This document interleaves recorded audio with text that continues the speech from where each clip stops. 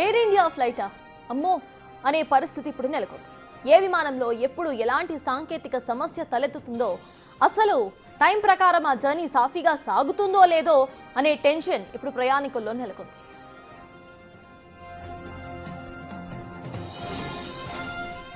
తాజాగా ఎయిర్ ఇండియాకు చెందిన బోయింగ్ విమానం AI-180లో సాంకేతిక సమస్య తలెత్తింది. మొత్తం 228 మంది ప్రయాణికులు ఫ్లైట్ సిబ్బందితో కలిసి శాన్ ఫ్రాన్సిస్కో నుంచి ముంబై వెళ్తోంది ఆ ఫ్లైట్. ఈ విమానం కోల్కతా చేరిన సమయంలో తనిఖీలు చేపట్టగా ఎడమ ఇంజిన్లో టెక్నికల్ ప్రాబ్లం బయటపడింది. దీంతో వెంటనే పైలట్స్ అప్రమత్తమై ప్రయాణికులను దించేశారు.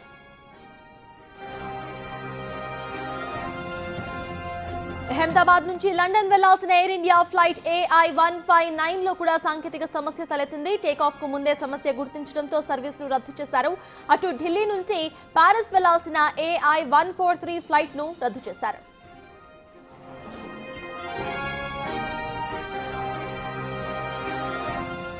మొత్తంగా చూస్తే అహ్మదాబాద్ విమాన ప్రమాదం తర్వాత ఎయిర్ ఇండియాకు చెందిన పలు విమానాల్లో సాంకేతిక సమస్యలు బయటపడుతూ ఉండటం, వాటి కారణంగా ఫ్లైట్లు రద్దవుతూ ఉండటంతో ప్రయాణికులు అమ్మో ఎయిర్ ఇండియానా అనే పరిస్థితి నెలకొందన్న వాదన వినిపిస్తోంది.